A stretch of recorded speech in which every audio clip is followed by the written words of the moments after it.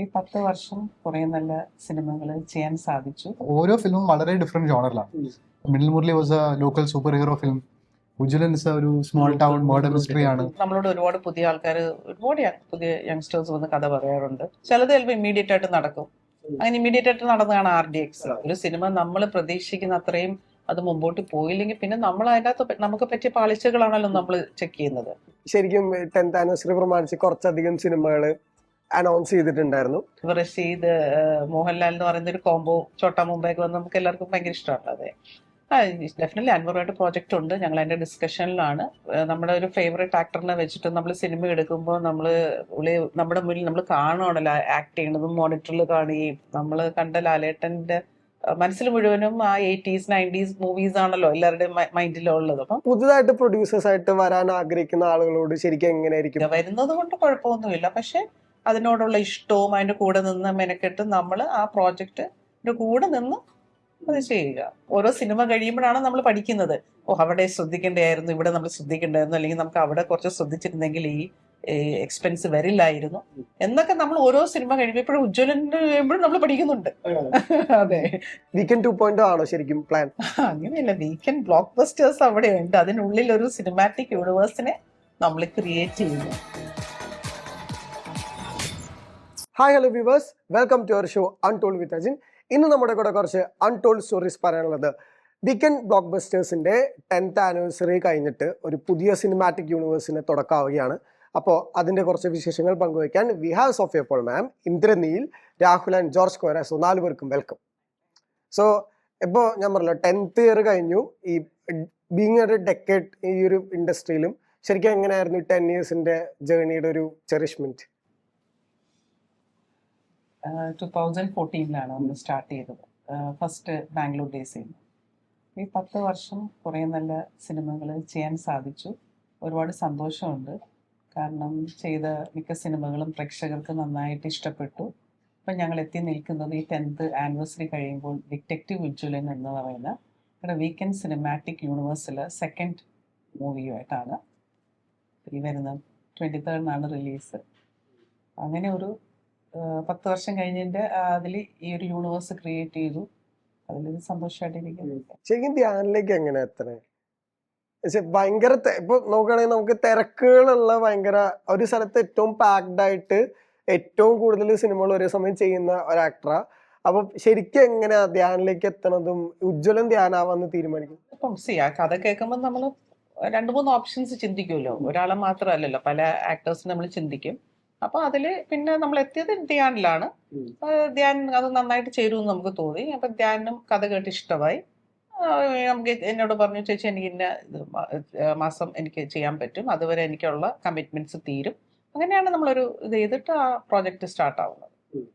ഈ ധ്യാനിൽ കണ്ടൊരു ഭയങ്കര ക്വാളിറ്റി എന്താ? കാരണം ഞങ്ങളുടെ ഒരു സ്പേസിലൊക്കെ എന്ന് പറയുമ്പോൾ ഹീസ് ഭയങ്കര സ്റ്റാർ ആണ്, ഏറ്റവും വലിയ എന്റർടൈനർ ആണ്. മാമിന് ശരിക്കും ധ്യാന്റെ ഇന്റർവ്യൂസ് ഒക്കെ എൻജോയ് ചെയ്യാറുള്ള ആളാണോ? ധ്യാൻ നല്ല വ്യക്തി ആയിട്ട് പറയുന്നത് is A very good person. പിന്നെ സെറ്റിലായാലും കറക്റ്റിന് വരിക, അത് പുള്ളിയുടെ ടൈമിന് വന്ന് അത് തീർത്ത് പോവുക. നമുക്ക് അങ്ങനെ ഒരു പ്രശ്നം അങ്ങനൊന്നുമില്ല. ഈസ് എല്ലാവരുമായിട്ട് സിങ്കായിട്ട് നന്നായിട്ട് പോയി ആ പ്രോജക്റ്റിൽ. പിന്നെ ആള് ഭയങ്കര പ്രതീക്ഷയിലിരിക്കുന്ന ഒരു സിനിമയുമാണിത്. ഈ ശരിക്കും ഇപ്പം ആസ് എ പ്രൊഡ്യൂസർ ഇപ്പോൾ വിജയങ്ങളെ കുറിച്ചിട്ട് എപ്പോഴും സംസാരിക്കാറുണ്ട്. ഇപ്പൊ ഒരു സിനിമ വർക്കായില്ല എന്നിരിക്കട്ടെ, ഇപ്പൊ കൊണ്ടൽ സിനിമ ഭയങ്കര ഹൈപ്പോടുകൂടെ വന്ന ഒരു ഓണം സിനിമയായിരുന്നു. വീക്കെൻഡ് ബ്ലോക്ക് ബസ്റ്റേഴ്സിന്റെ മുമ്പത്തെ സിനിമകൾ വെച്ച് നോക്കിയിട്ടാണ് എല്ലാവരും അതിനെ ഭയങ്കര പ്രതീക്ഷയുടെ കാത്തിരുന്നത്. അപ്പം ശരിക്കും ആ സിനിമയ്ക്ക് എന്ത് സംഭവിച്ചു എന്നുള്ള പിന്നെ അനാലിസിസ് ചെയ്യാറുണ്ട്. ഡെഫിനറ്റ്ലി അതാണല്ലോ നമ്മൾ ഒരു സിനിമ നമ്മൾ പ്രതീക്ഷിക്കുന്ന അത്രയും അത് മുമ്പോട്ട് പോയില്ലെങ്കിൽ പിന്നെ നമ്മൾ അതിനകത്ത് നമുക്ക് പറ്റിയ പാളിച്ചകളാണല്ലോ നമ്മൾ ചെക്ക് ചെയ്യുന്നത്.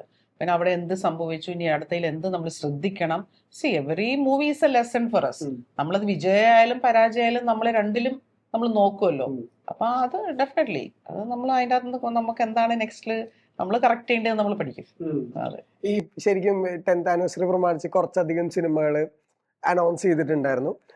ശരിക്കും അതിനകത്ത് ചിദംബരം സിനിമ ഉണ്ടായിരുന്നു, ബിഫോർ മഞ്ഞുമ്മലായിരുന്നു അത് അനൗൺസ് ചെയ്ത്. ശരിക്കും ആ സിനിമയുടെ സ്റ്റേജ് നടക്കുന്നുണ്ടോ? ഇല്ല, ആക്ച്വലി ചിദംബരം മഞ്ഞുമേല് ഹിറ്റായി കഴിഞ്ഞാൽ പിന്നെ ഞങ്ങളപ്പോഴും അടുത്ത് ചെയ്യാനായിട്ടുള്ള പ്ലാനൊക്കെ ഉണ്ടായിരുന്നു. പക്ഷെ പുള്ളി അപ്പോഴത്തേക്കും അറിയാലോ, ഒരാളുടെ സക്സസ് വരുമ്പോൾ ഭയങ്കരമായിട്ട് ഓഫേഴ്സ് വരും.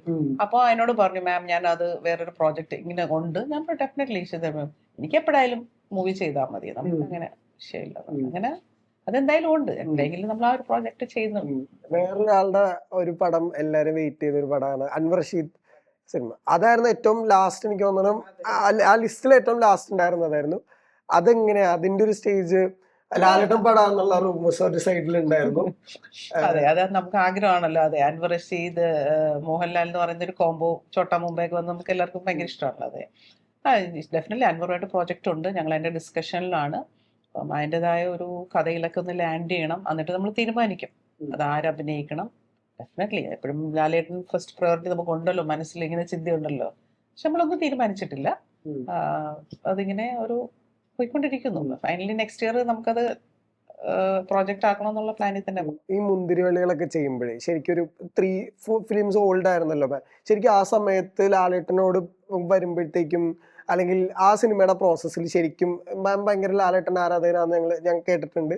ശരിക്കും എങ്ങനെ ആ സമയത്ത് ലാലേട്ടനെ വെച്ച് സിനിമ ചെയ്യുമ്പോഴുള്ള ഒരു സന്തോഷവും ഒരു കാര്യങ്ങളൊക്കെ ഉണ്ട്? കാരണം ആ ലാലേട്ടനെ കാണാൻ ഭയങ്കര ഇഷ്ടം എല്ലാവർക്കും.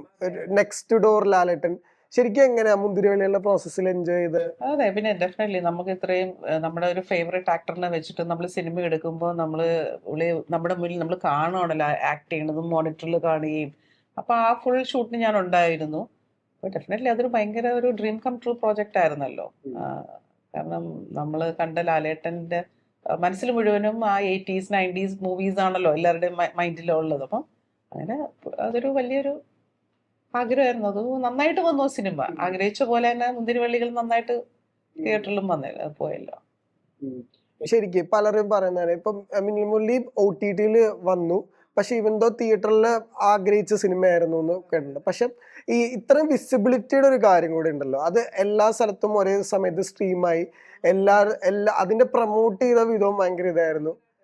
ശരിക്കും മാം പിന്നീട് എപ്പോഴെങ്കിലും ഇങ്ങനെ ആലോചിക്കാറുണ്ടോ അത് OTT വന്ന് ഇവഞ്ച്വലി കുറെ കൂടെ റീച്ച് കൂട്ടുന്നതിൽ ഭയങ്കര ഹെൽപ്ഫുൾ ആയിരുന്നു? അതെ, OTT വന്നുകൊണ്ടാണ് അതൊരു ഗ്ലോബൽ അറ്റൻഷൻ ഉണ്ടായിരുന്നല്ലോ ആ സിനിമയ്ക്ക്. അതെ, പിന്നെ ഡെഫിനറ്റ്ലി നമുക്കൊരു തിയേറ്ററിൽ നമ്മൾ ബിഗ് സ്ക്രീനിന് വേണ്ടി ചെയ്ത സിനിമയാണല്ലോ. അപ്പൊ അതില് ആ ഒരു സിറ്റുവേഷൻ കൊണ്ട് നമ്മൾ അങ്ങനെ ഒരു ഡിസിഷൻ എടുത്തതാണ്. കോവിഡ് വന്നു, 50% കപ്പാസിറ്റി. അപ്പൊ നമ്മുടെ സിനിമ അങ്ങനെ കാണാൻ ഉള്ളതല്ല, കുറച്ചുകൂടി നമ്മൾ അത്രയും ഇൻവെസ്റ്റ് ചെയ്തിട്ട് ആ സിനിമ 50% കപ്പാസിറ്റിയിലേക്ക് എങ്ങനെയാ. അപ്പൊ കുറെ നാൾ എടുത്തല്ലോ, പിന്നെ എത്രയോ മാസങ്ങൾക്ക് ശേഷമാണല്ലോ ഫുൾ ഇതായത് തന്നെ. കുറെ സ്ക്രീൻസ് ക്ലോസ്ഡ് ആയിരുന്നു. അങ്ങനെ ഒരു ഡിസിഷൻ എടുത്തതാണ്. പക്ഷെ ഡിസിഷൻ എടുക്കുമ്പോൾ ശരിയാ, നമുക്ക് വിഷമം ഉണ്ടെങ്കിൽ പോലും പക്ഷെ അത് ഭയങ്കര സന്തോഷത്തിനും കാരണമായി. കാരണം മൂവി വേൾഡ് വൈഡ് അതൊരു അറ്റൻഷൻ വന്നല്ലോ ആ സിനിമ. എല്ലാവരും നന്നായിട്ട് അതിനെക്കുറിച്ച് പോസിറ്റീവ് അല്ലേ കേട്ടിട്ടുള്ളൂ. ഈ ബേസിൽ എന്ന ആക്ടറൊക്കെ ശരിക്കും എങ്ങനെയാണ്? ഇപ്പൊ പടയോട്ടത്തില് ശരിക്കും ഏറ്റവും പ്രധാനപ്പെട്ട ക്യാരക്ടറുകളൊന്നും ബേസില. ശരിക്കും അന്ന് അത് ചെയ്യുമ്പോഴും അന്ന് മിന്നലിന്റെ വർക്ക് പാരലൽ നടക്കുന്നുണ്ടായിരുന്നു. അല്ല, അന്ന് ഞാൻ ബേസിൽ അത് ആ സിനിമയിൽ അഭിനയിച്ചിട്ട് കഴിഞ്ഞിട്ട് ഞങ്ങൾ ഒരു മൂവി ചെയ്യണമെന്നും പറഞ്ഞ് ഞാനും ബേസിലും കൂടെ, പക്ഷെ അത് സജി പാഴൂറിൻ്റെ ഒരു കഥയൊക്കെ ആയിരുന്നു. ഞങ്ങൾ അങ്ങനെ ഒരു പ്രോജക്റ്റിലോട്ട് ഇങ്ങനെ ഡിസ്കഷൻ പോയി. പക്ഷെ അത് കുറേ നീണ്ടു, ഞങ്ങൾ 1 വർഷത്തോളം ആ പ്രോജക്റ്റ് അങ്ങനെ ഇരിക്കുമ്പോഴാണ് ഈ പടയോട്ടത്തിൽ അത് ഇറങ്ങിയതിന് ശേഷം അതിൽ ഒരു റൈറ്റർ വന്നിട്ട് അതിൻ്റെ അകത്തൊരു ഒരു ലൈൻ, ജസ്റ്റ് ഇങ്ങനെ ഒരാൾക്ക് മിന്നലടിക്കുന്നു എന്നങ്ങനെ പറഞ്ഞത്, ശക്തി കിട്ടുന്നു എന്നുള്ള അതൊരു ലൈനേ ഉള്ളൂ. അപ്പം അത് സെഡിനും കെവിനും ഭയങ്കര ഇൻട്രസ്റ്റിംഗ് ആയിട്ട് തോന്നി. അവർ സൂപ്പർ ഹീറോ ഫാൻസ് ആയിരുന്നു. അപ്പം അവർ പറഞ്ഞു നമുക്കിത് ചെയ്യണം. അപ്പം അതിന് അങ്ങനെ ഒരു ലൈനേ ഉള്ളൂ. പിന്നെ നമ്മൾ അതിനൊരു ഡിസിഷൻ എടുക്കുന്നു, ചെയ്യാമെന്ന് പറയുന്നു. അപ്പം അതിനൊരു ഡയറക്ടർ അപ്പം ഇല്ല. അപ്പം ഞാനപ്പോൾ എൻ്റെ മനസ്സിൽ പെട്ടെന്ന് ബേസിലും ഞാനും കൂടെ ഒരു പ്രോജക്റ്റിന് നിൽക്കുകയല്ലേ. അത് ഒരു നോർമൽ എന്താ പറയണ്ടേ, ഒരു ഫാമിലി ഒരു സ്റ്റോറി ആയിരുന്നു. അത് നമ്മൾ ആക്ടറെ വെച്ചിട്ടൊക്കെ പ്ലാൻ ചെയ്തായിരുന്നു, പക്ഷെ പിന്നെ നടന്നില്ല. അപ്പം ഞാൻ അങ്ങനെ ബേസിലിനെ വിളിക്കുന്നു. ബേസിൽ ഇങ്ങനെ ഒരു കഥയുണ്ട്, ഇതിൻ്റെ റൈറ്റർ തന്നെയാണ്. അപ്പം പറഞ്ഞാൽ പുള്ളിക്ക്, പുള്ളി അത് എനിക്ക് തോന്നി അഭിനയിച്ചിട്ടുള്ള സമയത്ത് ഈ ഐഡിയ കേട്ടിട്ടുണ്ടായിരുന്നു എന്ന് തോന്നുന്നു അവിടെ, കാരണം പടയോട്ടത്തിൽ. അപ്പം പറഞ്ഞാൽ മാം എനിക്ക് അറിയാം, ഞാൻ ഇൻട്രസ്റ്റഡ് ആണ് എന്ന് പറഞ്ഞു. അങ്ങനെയാണ് അത് നമ്മൾ ആ പ്രോജക്റ്റിലോട്ട് ആകുന്നത്. പിന്നീടാണ് അതിൻ്റെ കഥ എഴുത്തും കാര്യങ്ങളും ഒക്കെ ആയിട്ട് പോയി. അതെ, അങ്ങനെയാണ് ആ പ്രോജക്റ്റ് ആവുന്നത്. ബേസിലിന് അതിൽ നിന്നാണ് ഇങ്ങോട്ട് വരുന്നത്. ഈ മറ്റ് ഇൻഡസ്ട്രിയിലുള്ള ആക്ടേഴ്സിന് ഉണ്ടല്ലോ, ഇപ്പൊ എനിക്ക് ഓർമ്മയുണ്ടെങ്കിൽ മിന്നൽ മുരളിയുടെ ഒരു ടീസർ അനൗൺസ്മെന്റ് എന്തോ വിട്ടത് വിജയ് സേതുപതിയുടെ പേജിൽ. അപ്പൊ ശരിക്കും മറ്റ് ഇൻഡസ്ട്രിയിലെ ആക്ടേഴ്സ് ഒക്കെ ആയിട്ട് സ്റ്റിൽ ടച്ചിൽ ഉണ്ടോ ശരിക്കും വീക്കെൻഡ് ബ്ലോക്ക് ബസ്റ്റേഴ്സ്? ഷനീം ഇല്ലേ, ഷനീം ഞങ്ങളുടെ കാസ്റ്റിംഗ് ഒക്കെ ചെയ്യുന്ന ഷനീമുണ്ട്. ഷനീം ഞങ്ങളുടെ ക്ലോസ് ഫാമിലി ഫ്രണ്ടാണ്. അപ്പൊ ഷനീമാണ് അന്ന് ഈ ആക്ടേഴ്സായിട്ടൊക്കെ ഉള്ള എല്ലാം ഈ ലോഞ്ച് ചെയ്യാനായിട്ടൊക്കെ ഉള്ള എല്ലാം ചെയ്തത് അതിനകത്ത്. അപ്പോൾ നമ്മൾ ഡെഫിനറ്റ്ലി നമ്മളിപ്പോൾ ഒരു പ്രോജക്റ്റ് വരുമ്പോൾ നമ്മൾ മറ്റുള്ള ആക്ടേഴ്സിനെയൊക്കെ വിളിക്കുമ്പോൾ അവർക്ക് നമ്മളെ അറിയാം. നമ്മൾ ചെയ്ത പ്രോജക്ട്സ് വെച്ചിട്ട് നമ്മുടെ കമ്പനീനെ അറിയാം. അപ്പം പക്ഷെ അതിൽ ആ സമയത്ത് നമുക്ക് ഇങ്ങനെ ഒരു ഷനീമാണ് അതെല്ലാം ചെയ്തത്. ഈ ശരിക്കും ഇപ്പൊ ഭയങ്കര ചർച്ചയായിട്ടുള്ള കാര്യം, അതായത് മലയാള സിനിമയിലെ പ്രൊഡ്യൂസേഴ്സിനെ കുറിച്ചിട്ട് എപ്പോഴും ചർച്ച ചെയ്യാറുണ്ട്. അതായത് പുതിയ പ്രൊഡ്യൂസേഴ്സിനെ പലരും വെൽക്കം അത്ര ചെയ്യുന്നില്ല. കാരണം ഇതൊരു ഭയങ്കര റിസ്കി ബിസിനസ് ആണ്, അല്ലെങ്കിൽ ഇതിന്റെ സക്സസ് റേറ്റ് ഭയങ്കര കുറവാണ് എന്നുള്ള രീതിയിൽ. ശരിക്കും മാം ഇത്രയും വർഷത്തെ എക്സ്പീരിയൻസ് ഉണ്ടല്ലോ, അപ്പോൾ പുതുതായിട്ട് പ്രൊഡ്യൂസേഴ്സ് ആയിട്ട് വരാൻ ആഗ്രഹിക്കുന്ന ആളുകളോട് ശരിക്കും എങ്ങനെയായിരിക്കും അവര് മാമിനോടൊന്ന് പറയാറുണ്ടല്ലോ, എനിക്കൊരു സിനിമ പ്രൊഡ്യൂസ് ചെയ്താൽ കൊള്ളാമെന്നുണ്ട്, ശരിക്കും അവരോട് മാം പറയുന്നത് എന്തായിരിക്കും? റിസ്ക് മൊത്തം അവരുടെ ആണല്ലോ. അപ്പൊ അവര് അതിനെ നന്നായിട്ട് സ്റ്റഡി ചെയ്ത് അവർക്ക് അതിന്റെ കഥയായാലും എല്ലാം സെലക്ട് ചെയ്ത് അത് അവർക്കൊരു കോൺഫിഡൻസ് വരുന്ന ഒരു പ്രോജക്റ്റ് ചെയ്യുക. നമ്മൾ വെറുതെ സിനിമ ചെയ്യാൻ വേണ്ടിയിട്ട് എന്തെങ്കിലും ചെയ്യാൻ അങ്ങനെ പാടില്ല. അതിനെക്കുറിച്ച് നന്നായിട്ട് സ്റ്റഡി ചെയ്യുക. വരുന്നത് കൊണ്ട് കുഴപ്പമൊന്നുമില്ല, പക്ഷെ അതിനോടുള്ള ഇഷ്ടവും അതിൻ്റെ കൂടെ നിന്ന് മെനക്കെട്ട് നമ്മൾ ആ പ്രോജക്റ്റിന്റെ കൂടെ നിന്ന് അത് ചെയ്യുക. അതെ, നമ്മളൊക്കെ എല്ലാവർക്കും എപ്പോഴും റിസ്ക് തന്നെയാണല്ലോ. ഈ ഒരു നമ്മൾ സിനിമ എന്ന് പറയുന്നത് എപ്പോഴും റിസ്ക് തന്നെയാണ്. നമ്മൾ ഇഷ്ടപ്പെട്ടിട്ട് നമ്മുടെ ഒരു കോൺഫിഡൻസിൽ ചെയ്യുന്നതാണല്ലോ സിനിമ. അതിന്റെ കൂടെ നിന്നിട്ട് നമ്മൾ അതിനെ കൺട്രോൾ ചെയ്ത് അതിന്റെ ബഡ്ജറ്റ് ആയാലും എല്ലാം നോക്കിയിട്ട് ചെയ്യുക. ഈ ബാംഗ്ലൂർ സമയത്ത് മാം ശരിക്കും ഇങ്ങനെ ആരെയും പറഞ്ഞിട്ടുണ്ടായിരുന്നു? ഇല്ല, ഞാൻ ആക്ച്വലി ആ പ്രോജക്റ്റിൽ ഞാൻ അത്ര ഇൻവോൾവ് അല്ല. കാരണം അൻവർ ഉണ്ടല്ലോ, ഞങ്ങൾ ദുബായിലാണല്ലോ, അപ്പം ഞാൻ അധികം വന്നിട്ടില്ല. ഞാൻ മുന്തിരവള്ളി തൊട്ടാണ് ഫുൾ നമ്മൾ കൂടെ നിന്നിട്ട് പ്രൊഡക്ഷനിലെല്ലാം ഇത് ചെയ്യുന്നത്. അതെ. പിന്നെ എപ്പോഴും നമ്മൾ ആദ്യത്തെ സിനിമയിലൊന്നും നമ്മൾ പഠിക്കില്ല. 1-2 സിനിമ എടുക്കും, നമുക്കും ഒരുപാട് അബദ്ധങ്ങൾ സംഭവിക്കും. അതെല്ലാം നമ്മൾ ഓരോ സിനിമ കഴിയുമ്പോഴാണ് നമ്മൾ പഠിക്കുന്നത്. അവിടെ ശ്രദ്ധിക്കേണ്ടതായിരുന്നു, ഇവിടെ നമ്മൾ ശ്രദ്ധിക്കേണ്ടായിരുന്നു, അല്ലെങ്കിൽ നമുക്ക് അവിടെ കുറച്ച് ശ്രദ്ധിച്ചിരുന്നെങ്കിൽ ഈ എക്സ്പെൻസ് വരില്ലായിരുന്നു എന്നൊക്കെ നമ്മൾ ഓരോ സിനിമ കഴിയുമ്പോൾ ഇപ്പോഴും ഉജ്ജ്വലന് കഴിയുമ്പോഴും നമ്മൾ പഠിക്കുന്നുണ്ട്. അതെ, അതാ ഇവിടെ നമുക്ക് കൺട്രോൾ ചെയ്യാം, അവിടെ അങ്ങനെയാണ് ഓരോ പ്രോജക്റ്റിലും നമ്മൾ പഠിക്കും. ഈ ഉജ്ജ്വലന്റെ ആ വൺ ലൈൻ എന്തായിരുന്നു മാം കേട്ട്? ഉജ്ജ്വലൻ ഇവര് ഫുൾ കഥ പറഞ്ഞു എന്നോട്. ഇവര് ഓൾറെഡി കഥ എഴുതിയിട്ടുണ്ടായിരുന്നു, ഇവര് ഫുൾ കഥ പറഞ്ഞു. അപ്പം കുറെ മാറ്റം വന്നു അതിലേന്ന്. മാറി അതിലേന്ന് ഒരു കഥ പറഞ്ഞ് കഴിഞ്ഞിട്ട് പിന്നെ സെഡിന് ആദ്യം ഇഷ്ടമായി, പിന്നാണ് ഞാൻ കേൾക്കുന്നത്. അപ്പൊ പിന്നെ ലിൻസി, അതെ, ഞാൻ കേട്ട് കഴിഞ്ഞ പിന്നെ നമ്മള് ഡിസ്കഷൻ ആണല്ലോ. ഇതിനകത്ത് എന്തെങ്കിലും കഥ ഇഷ്ടമാണ്, പിന്നെ അതിൻ്റെ അകത്ത് ചേഞ്ചസ് ഒക്കെ നമ്മൾ പറയും. പിന്നെ അവര് അതിന് ഓക്കെ ആയിരുന്നു, ചിലര് ഓക്കെ ആവണമെന്നില്ലല്ലോ, അവരുടെ ഒരു കഥയാണ്. അപ്പൊ അതിന് ഇവര് ഓക്കെ ആയി. ഞാൻ പക്ഷെ ഓൾമോസ്റ്റ് ഞങ്ങൾ 2 വർഷം എടുത്തു അത്. ഫുൾ കഥയാണ്, വളരെ ഇതായിട്ട് ഡീറ്റെയിൽ ആയിട്ട് പറഞ്ഞു ജോർജ്. അപ്പൊ ഞങ്ങൾ 3 പേര്, സെഡിൻ, ലിൻസി, ഞങ്ങൾ 3 പേര് കേൾക്കുന്നു. അപ്പൊ ഞങ്ങൾ നോർമലി അങ്ങനെ ഒരു കഥ ഫുൾ കേട്ടിട്ടൊന്നും പറയും നമുക്ക് പിന്നെ പറയത്തല്ലേ ഉള്ളൂ. പക്ഷെ ജോർജിനോട് അപ്പൊ തന്നെ ഞാൻ പറഞ്ഞു എനിക്ക് ഇഷ്ടമായെന്നാ. ജോർജ് നന്നായിട്ട് അതിനെ കഥ പറഞ്ഞു.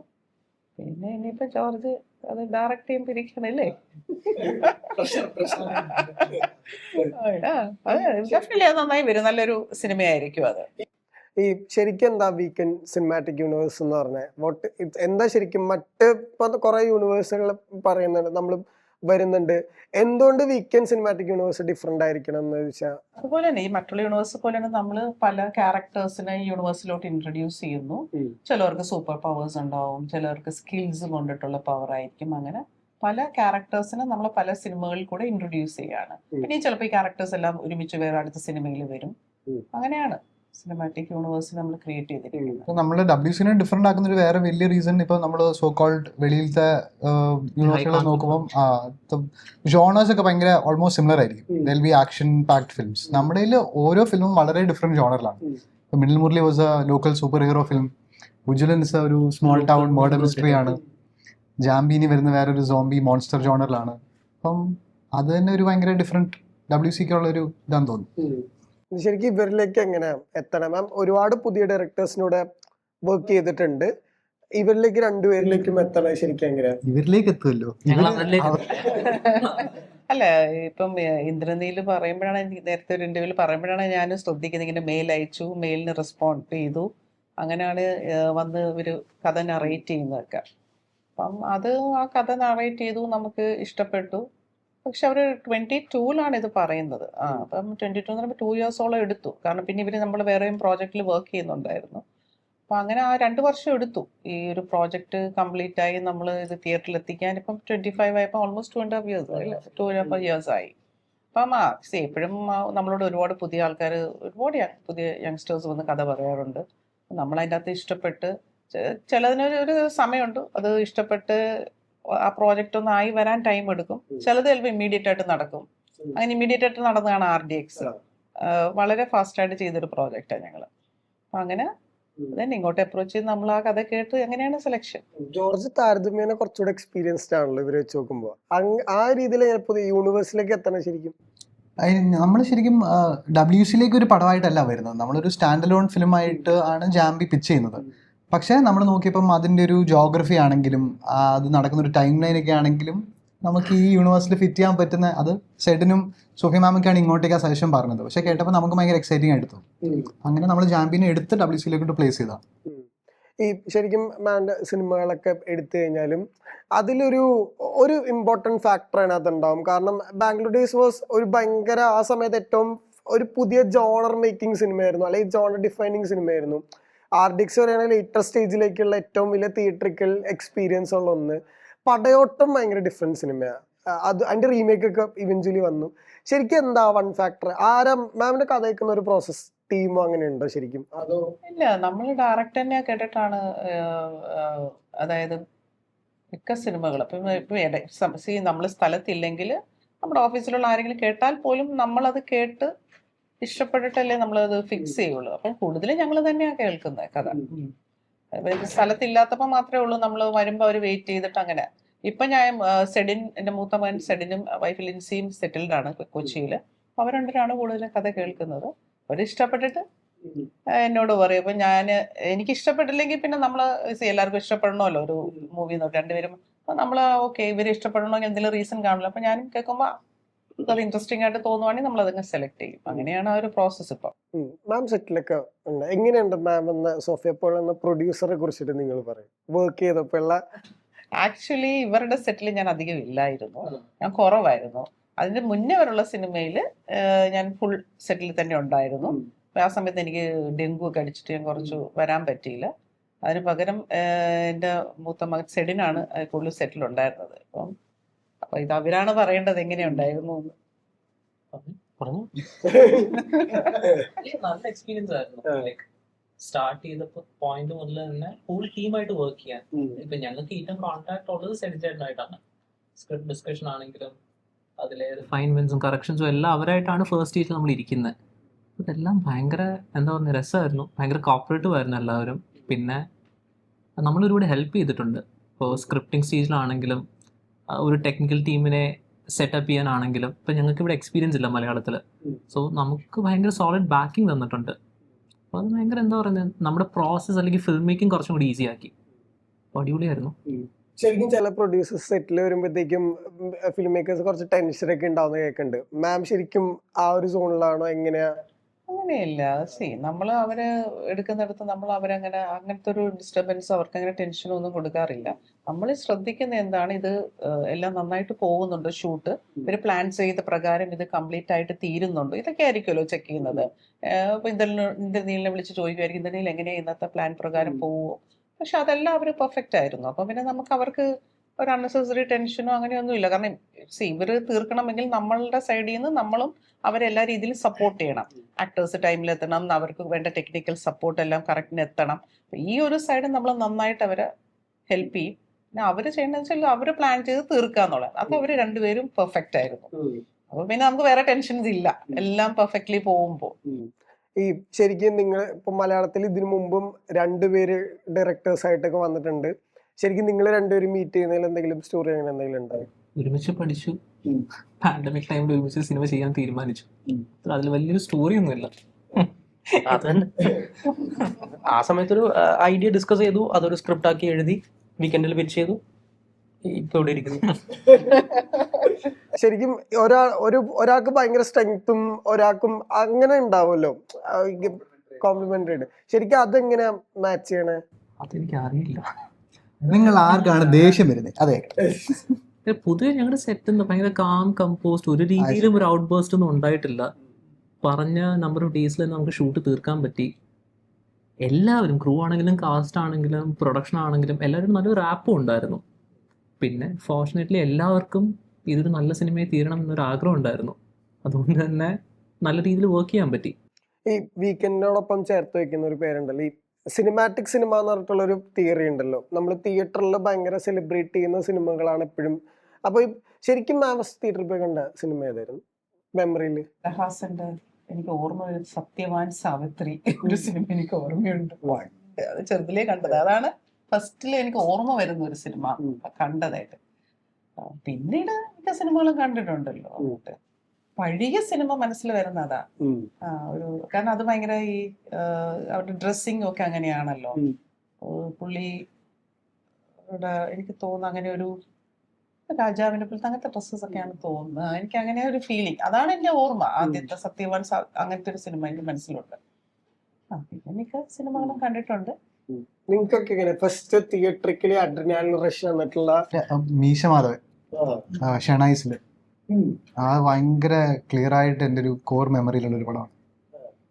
ഷെണൈസില് എനിക്ക് ഫസ്റ്റ് ഡേ ആണെന്ന് തോന്നുന്നില്ല, പക്ഷേ ഫസ്റ്റ് വീക്കെൻഡ് ആണ്.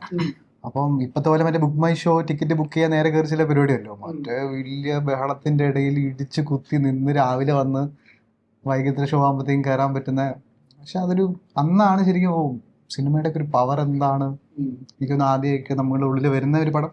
എനിക്കിപ്പോൾ ചോദിച്ചോ പെട്ടെന്ന് വന്നു അതാണ്.